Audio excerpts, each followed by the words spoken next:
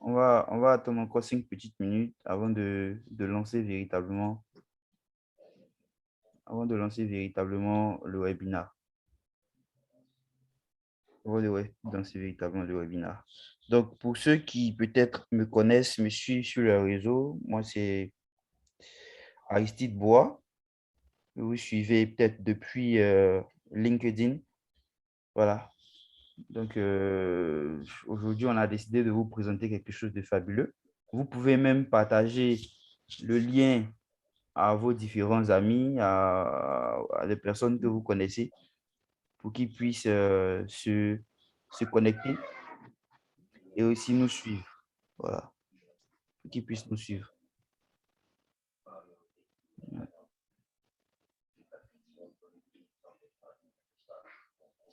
Voilà.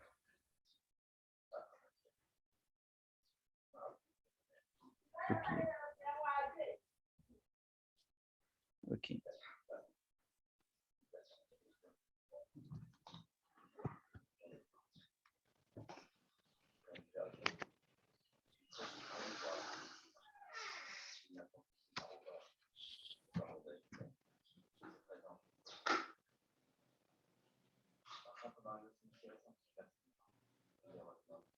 OK. D'accord. Donc, dans 2 minutes, on commence, s'il vous plaît. Je sais que vous êtes impatient. Dans 2 minutes, on va commencer.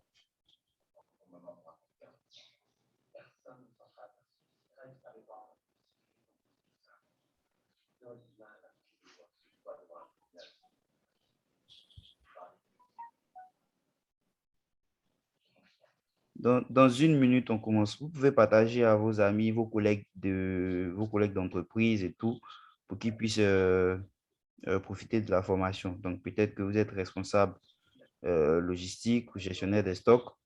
Vous avez peut-être des amis, des collègues de la finance qui ne comprennent pas vraiment la gestion des stocks parce que eux, ce sont, entre griffes, nos plus grands ennemis en entreprise, hein.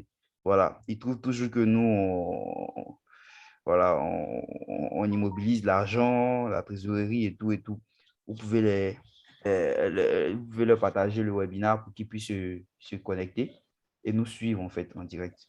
Voilà. Je pense que si vous avez bien partagé, on va commencer rapidement le webinaire. Donc, je vois qu'il y a des gens qui nous suivent depuis le Sénégal. Merci à vous. Je vois qu'il y a d'autres qui sont en Côte d'Ivoire, au Mali, en Afrique centrale et tout et tout. C'est un plaisir pour nous de vous recevoir. Donc, je suis Bois Aristide. Je suis avec mon collaborateur qui est actuellement connecté. Il s'appelle Kwame Awi. Donc, on va se connecter, on va se présenter à vous. On va se présenter à vous. Donc, Aristide Bois pour ce module, pour notre outil, je pense qu'on commence comme ça, hein. Donc, Aristide Bois, Supply Chain Business Analyst, et Awi Kwame, qui est le développeur en fait de l'outil. Donc, nous sommes tous deux ingénieurs en logistique et transport de l'INPHB. Donc, en Côte d'Ivoire, on connaît l'INPHB comme l'école de Rénan et la formation ILT comme la première formation d'ingénieur en logistique et transport en Côte d'Ivoire et en Afrique de l'Ouest. Voilà. Et donc, je vais le laisser apporter un petit point s'il est connecté, hein. Allô, Kwame? Oui, allô, Bois. Ouais, est-ce que tu peux dire quelque Euh, chose? Mhm. ok, merci pour la parole. Encore bonjour à tous.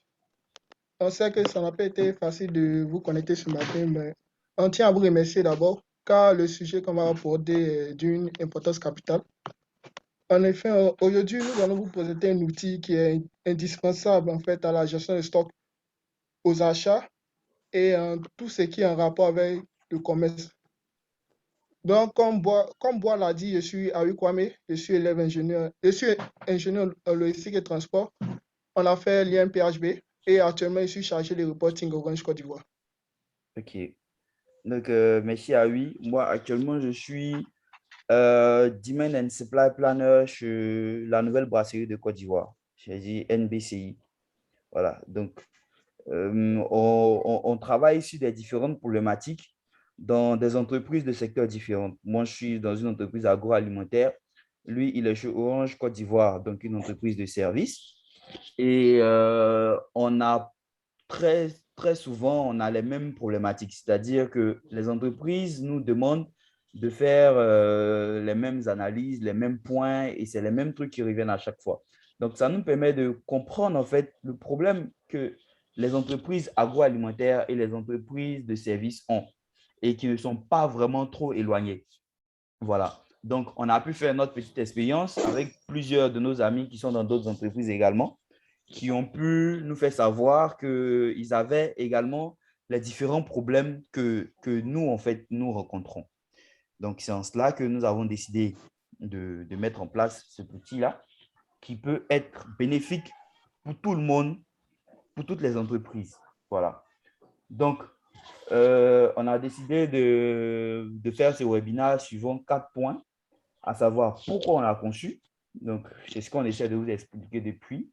Savoir pourquoi on l'a conçu et comment, en fait, l'outil marche. Comment l'outil marche. Quels sont les avantages de cet outil et comment avoir la version complète. Parce que jusqu'à aujourd'hui, la version que nous avons partagée avec tous les intéressés, qui sont près de 200 personnes, c'est la version test. Vous allez voir que la version test, pour les gens qui sont beaucoup dans la gestion des stocks, il y a des limites en fait. Il y a des limites dans la version test, dans ce qu'on vous a envoyé. Et dans la version complète, vous aurez tout ce dont vous avez besoin afin de mieux pouvoir gérer votre stock. Voilà. Donc, la cible, en fait, c'est de pouvoir toucher et les chefs d'entreprise et les gestionnaires des stocks et les logisticiens, les commerciaux, les étudiants et tout. Vous tous, vous avez les mêmes problèmes. Vous tous, vous avez les mêmes problèmes. Et ces problèmes-là, on les connaît un peu. Hein. On les connaît un peu, ces problèmes. On sait tous qu'il y a ce qu'on appelle un manque de suivi du stock en temps réel.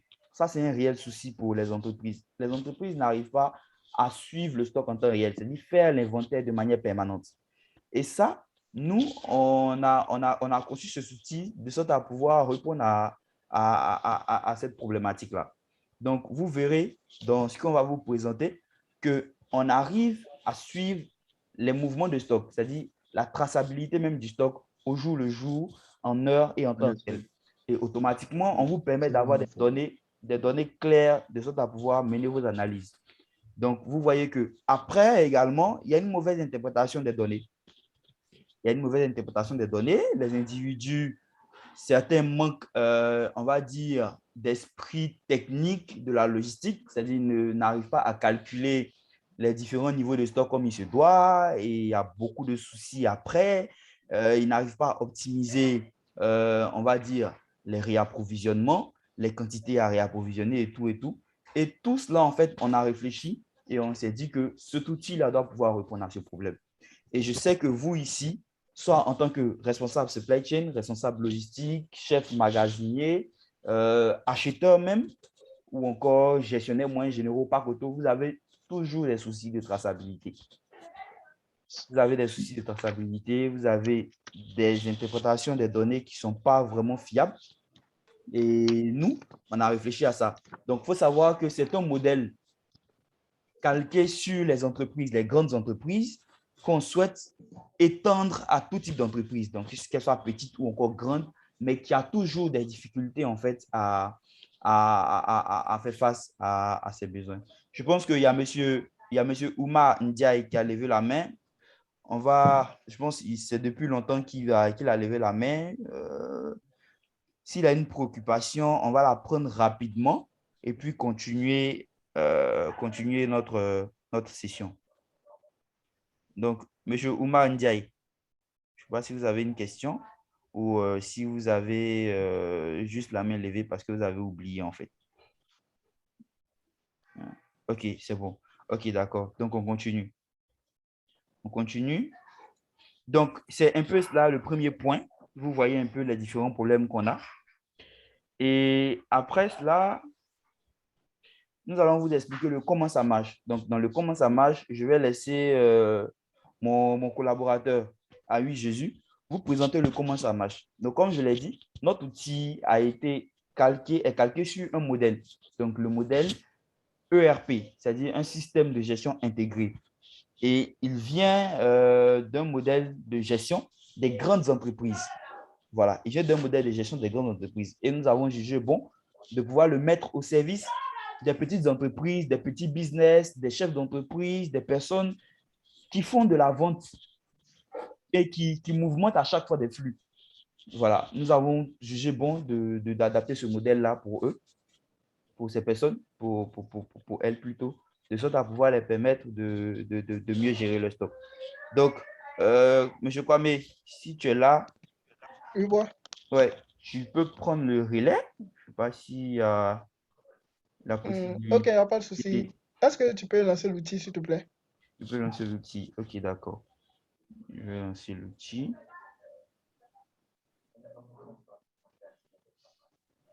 Lancer l'outil ici.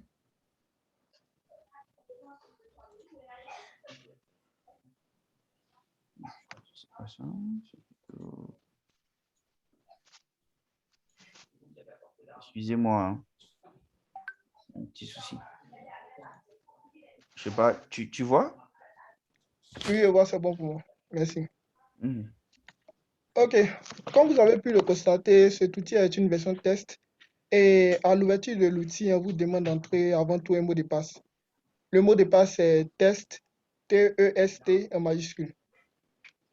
Une fois le mot de passe entré, vous voyez apparaître la fenêtre principale qui est là.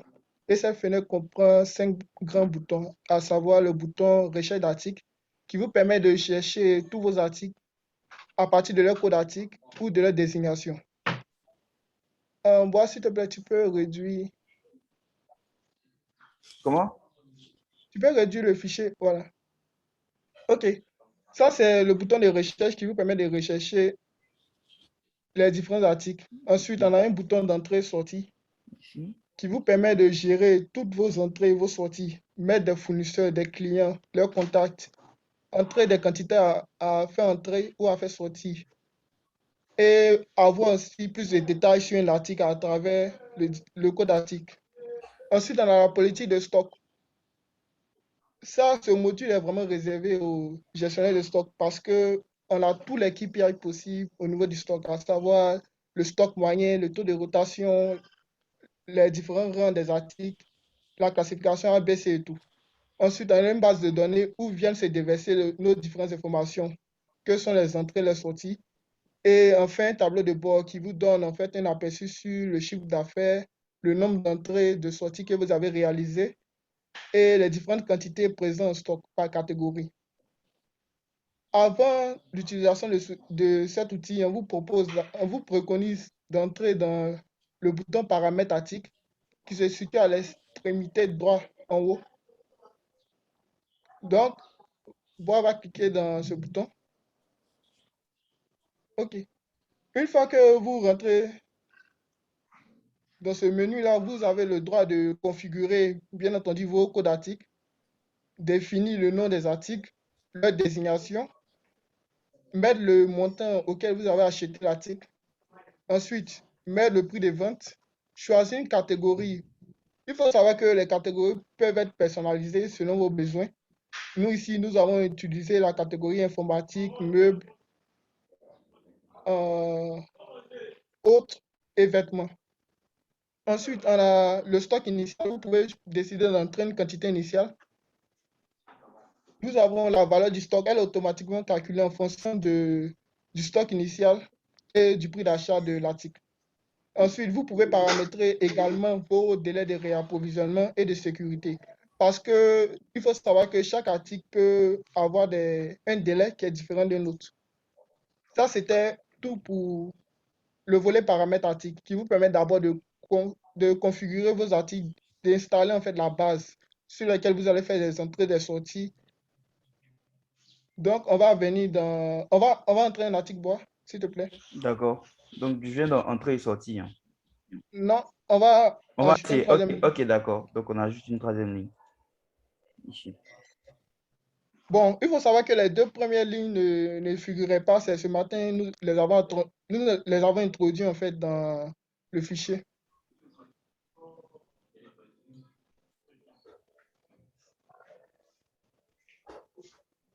D'accord? Tu peux fermer ce fichier-là. Bon, ok. Faut juste le réduire. On va entrer un troisième article, s'il te plaît. D'accord. Pardon, laisse-moi quelques minutes pour voir il y a un petit truc. Je pense qu'il y a mon truc là qui est figé. Donc, je veux juste qu'il ne soit pas figé. Voilà. Ok. Voilà. Donc, comme ça. Donc, comme il le disait, hein, on a juste entré les deux premiers. Et avec vous, on va entrer le troisième. Et vous allez voir un peu comment l'outil réagit. Donc, Jésus, on peut continuer, hein, c'est Ok. ça, hein? Oui, Donc, ici, le code article, on va le nommer ART003. d'accord. AET 003. Il faut savoir que vous pouvez le nommer comme vous voulez. Vous pouvez faire une combinaison de lettres et de chiffres ou seulement des lettres, etc. Donc là, l'article en question, il s'agit de... Bon, on va mettre l'article 3. Ok. Moi, je Ou vais. si tu veux, pardon, mets un ordinateur. Ok. Laisse la désignation article 3 et mets ordinateur. De mettre ordinateur ici. Non, laisse... voilà. Donc, il y a mes ordinateurs ici. Mets l'ordinateur dans la colonne article. OK. Voilà. Donc, ici, une désignation, je peux mettre HP. OK. HP. Ok. Non, le prix d'achat. Le prix d'achat, on peut dire 200 000. 200 000 francs. Ok. Le prix de vente. Le prix de vente, 250 000 francs. 250 000. Ok. Donc, la catégorie, c'est informatique, c'est ça? Oui, c'est Je cela. prends une autre. Ok. La quantité initiale, je vais prendre celle d'ici, hein. C'est bon? OK. Ok. Ça me va. C'est 34, hein, c'est ça, non? C'est ça. Ok. Je vais prendre 34. Automatiquement, on a la valeur du Tu as stock. mis 35. Ah, ok, d'accord, c'est 34. Ok. 34, ok. Autant pour moi. Donc, automatiquement, votre valeur de stock est de 680. Non, 6 800 000 francs. Et les délais? Les délais de réappro, on peut prendre, par exemple, 20 jours pour cet article-là. D'accord. Pour 20 jours. Et Et le puis, délai de sécurité, on va mettre 6. ok, 6 jours. Donc, OK. je peux renchérir un peu. Donc, ici, ce qu'il faut comprendre, c'est que Oui, vas-y. les différents délais, comme on les connaît, hein, le délai de réapprovisionnement, c'est ce qui va nous permettre de déterminer le stock minimum. Donc, il sera calculé avec le stock moyen. Donc, on va dire c'est 20 jours de couverture, en fait, si on met 20 jours. Du coup, vous, en tant qu'utilisateur, vous devez maîtriser, en fait, les différents délais. Si vous ne maîtrisez pas vos différents délais pour utiliser l'outil, après, vous serez surpris d'avoir soit des ruptures ou encore des surstocks. Voilà, parce que vous aurez mis des délais qui ne sont pas réalistes. Et après, vous allez vous retrouver dans des situations qui ne dépendent pas forcément de votre volonté, en fait. C'est juste que vous n'avez pas été vigilant pour renseigner votre fichier. Donc, après, il y a le délai de sécurité, donc qui va vous donner la couverture du stock lorsque vous serez dans des périodes, des périodes critiques. Voilà, des périodes critiques. Donc, Kwame, on peut continuer, hein. C'était juste pas. OK. Vous pouvez effectuer ce même exercice avec vos fichiers, s'il vous plaît. Donc, pour récapituler, on a mis en code article AT003. L'article en question, c'est un ordinateur. La désignation, il s'agit d'un ordinateur HP. Le prix d'achat, nous l'avons acheté à 200 000 francs.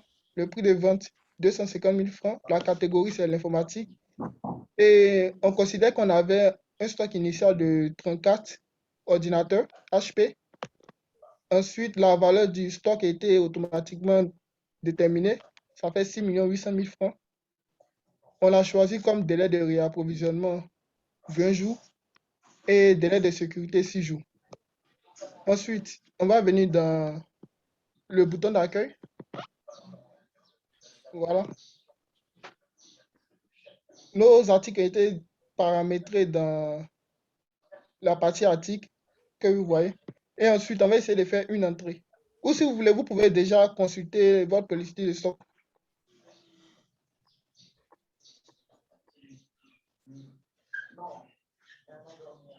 La vitesse d'exécution, il faut savoir que ça dépend de votre machine. Appuie sur oui, s'il te plaît. Allô? Oui, allô? Allô? Allô? Oui, Oui, oui. Emmanuel Patrick Noyou depuis le Cameroun. Bonjour, d'accord. Emmanuel. Oui. Déjà, je constate à travers votre fichier. Donc, si déjà, Emmanuel Patrick Noyou depuis le Cameroun, assistant achat PPG Cameroun, assistant achat et transit. OK. Ok, Emmanuel. Oui. Alors, je constate à travers votre fichier, si on a par exemple 100 articles qu'on doit gérer en stock, donc il faut les entrer tous les 100 manuellement. Oui, exactement. Ou si vous avez une base de données, vous pouvez les copier-coller, ça va aller plus vite. OK. Autre chose, est-ce que au niveau du prix de vente, est-ce que votre prix de vente prend en compte les coûts additionnels? Oui, ici, bon, le prix de vente, vous pouvez le déterminer vous-même en calculant vos différents coûts additionnels, en fait. Parce que le bien peut venir OK. de l'étranger, et donc c'est à vous de déterminer, en fait, le prix de vente en fonction qui vous permettra de faire des bénéfices. Ah, OK. Mais ça risque d'être un peu compliqué pour nous parce que dans le domaine d'activité dans lequel on se trouve, qui est la fabrication et la commercialisation de la peinture, on importe beaucoup de matières premières. Ok, Donc là, pour éclater, par exemple, parce on peut avoir par exemple 20 matières premières sur une seule facture, ok. et là, pour éclater le coût, ça risque d'être un peu difficile pour nous, pour repartir le coût par article. Mais Kwame, Cela peut laisse-moi répondre. faire... Hmm. Ok, Vas-y. vas-y. OK, d'accord. Donc, je pense que déjà, le truc, c'est pour éclater le coût, puisque quand vous importez, vous ajoutez tous les frais et tout pour déterminer le coût, en fait, Oui, de la marchandise. Donc, puisque c'est une facture oui, avec plusieurs articles, vous éclatez encore oui. pour déterminer le coût par article, en fait, pour cette Wow, importation. Voilà. Donc, après, wow. pour éclater maintenant, vous allez maintenant renseigner pour chaque article le coût, en fait, d'achat. Si tu vois. Mais D'accord. dans une version qu'on est en train de développer encore, on est en train d'intégrer tout ce qui est gestion des coûts, en fait, par article. Donc, ça, c'est une nouvelle OK. version. C'est une version 2 que nous sommes en train de développer. Nous sommes en train de mettre en place un système qui permet de gérer tous les coûts, en fait, depuis OK. l'import jusqu'au magasinage, jusqu'au transport dans votre entrepôt. Voilà, je pense Ouais, que peut-être là, peut-être ce serait plus light parce qu'actuellement, nous, à PPG Cameroun et même dans les autres filiales, on travaille beaucoup plus avec SAP. oui, c'est ça. Oui. Alors, le souci qu'on a constaté avec les accords de partenariat économique, c'est que, comme je vous expliquais par exemple tout à l'heure, on peut avoir une facture où il y a plusieurs articles et certains de ces articles-là qui sont sous le coup des APE ne payent rien en fait en termes de droits de douane. Mhm. Alors, mais quand on fait donc le calcul des coûts additionnels dans SAP, SAP, lui, ne prend pas en compte cet élément-là. Ah, Lui, il va repartir automatiquement les coûts sur tous les articles, en fait, en oui, fonction du poids et du fret et tout. oui. Or, cet article-là, en termes de droits de douane, n'a rien payé. Vous voyez que en réalité, ça vient fausser un Mhm. peu les données au niveau des chiffres. Mhm. Mhm. Oui, oui, c'est Donc, c'est clair. la difficulté que nous, on a actuellement. D'accord. D'accord. Et avec vos techniciens, avec vos informaticiens, qu'est-ce que vous avez décidé de faire? Parce que au niveau des SAP, moi, je sais Ben, que... actuellement, le sujet est sur la table. le sujet sur la table, on est en train de réfléchir parce que c'est pas évident de trouver aussi une solution aussi facilement. OK. Mais pourquoi vous ne faites pas les calculs sur des feuilles Excel et après vous les faites dans le système SAP? Là, ça va être lourd. Ça va être très lourd. Ouais. Parce que là, on a les délais qu'il faut respecter de réapprovisionnement, de livraison et autres. On va direct sur SAP. OK. D'accord. Donc, nous, on va prendre en compte votre préoccupation. Si notre outil Oui, vous intéresse véritablement, on peut travailler en offre sur votre d'accord, problématique, en fait. Voilà. d'accord, d'accord. OK, on peut continuer. Merci déjà. D'accord. Merci bien. Nous allons vous contacter en offre. Donc, Kwame, D'accord. Oui, bois. ouais, tu peux continuer, hein. OK.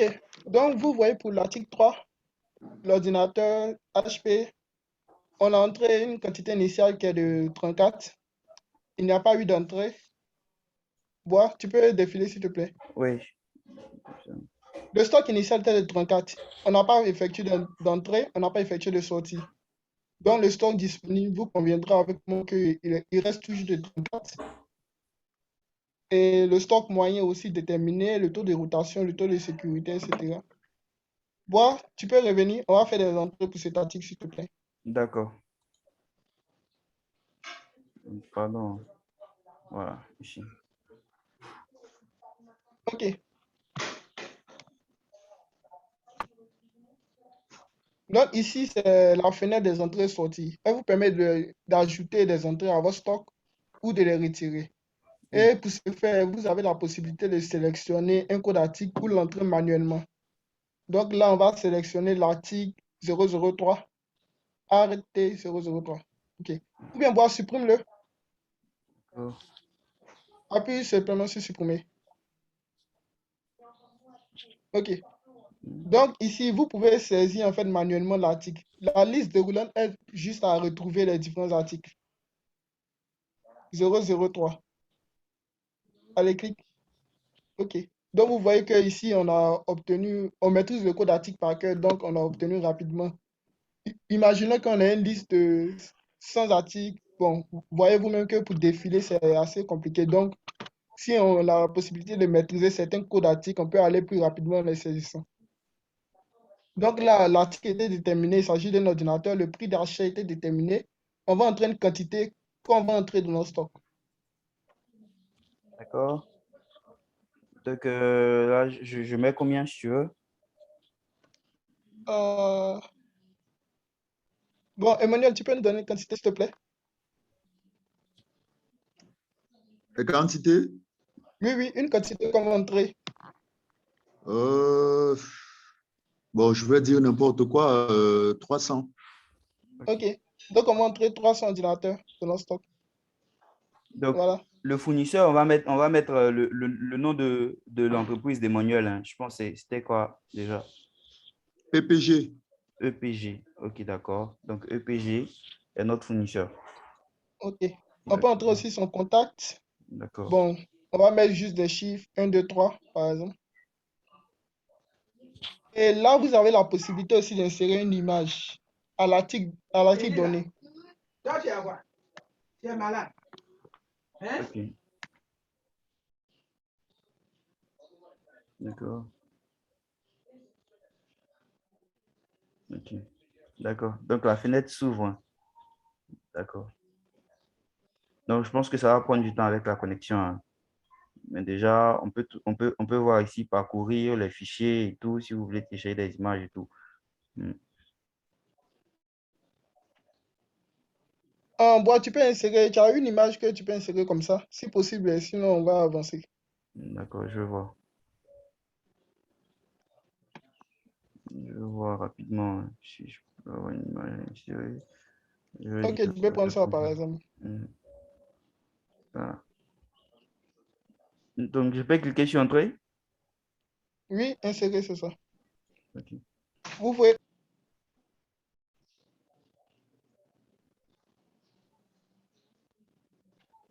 Ok. Donc, le message qui s'affiche, c'est entrée effectuée avec succès. OK. D'accord. Là, et là, on a la possibilité de voir la liste des entrées, hein. OK. Donc, voici toutes les entrées. Voici l'article de M. Manuel. Fournisseur EPG, contact, prix d'achat, quantité entrée 300. OK. Dans la base de données, vous avez en première ligne l'article qui a été récemment ajouté. C'est par ordre chronologique. Et on a la date également, hein, et l'heure. Voilà, vous avez la date d'entrée. Mm. C'était entré à 9h31. Et le jour aussi, le 8-21-2021. Donc, et ça, je pense que c'est fantastique pour la gestion des stocks parce qu'après, il va falloir suivre les mouvements de stock à date. Et ça, par exemple, ça permet aux décideurs de savoir à quel moment il a reçu l'article et de pouvoir challenger en fait les objectifs des délais de livraison. C'est-à-dire comment il maîtrise ces délais de livraison, comment il maîtrise également ces délais de réapprovisionnement. Voilà. OK. Monsieur Bois? Oui. Oui. C'est vrai que je n'ai pas encore parcouru vraiment le fichier, mais est-ce qu'il prend également en compte les retours? Les retours, nous sommes en train de développer les retours sur la nouvelle version. Mais déjà, OK. on est en train de mettre une possibilité de pouvoir annuler un mouvement lorsqu'il est fait et que OK. après c'est une mauvaise quantité. Parce que là, on a figé les tableaux pour ne pas qu'on puisse les modifier après ou les supprimer en fait. Ah, d'accord. Voilà. D'accord, Donc, on va mettre la d'accord. possibilité de pouvoir annuler le mouvement. C'est-à-dire que le mouvement est là, on voit le mouvement, mais on voit qu'il a été annulé. Donc, il ne sera pas pris en compte dans le calcul de notre tableau de bord. D'accord. Et cet aspect pratique en fait du tableau va permettre d'éviter les risques de fraude. Parce que on peut dire, quelqu'un peut venir modifier une quantité et cela va impacter en fait notre différents chiffres d'affaires, nos prises de décision et tout.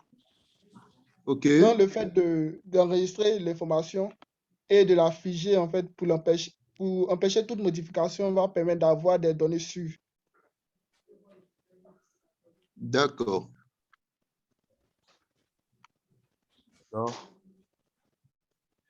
Donc, monsieur Kwame, on peut continuer, hein.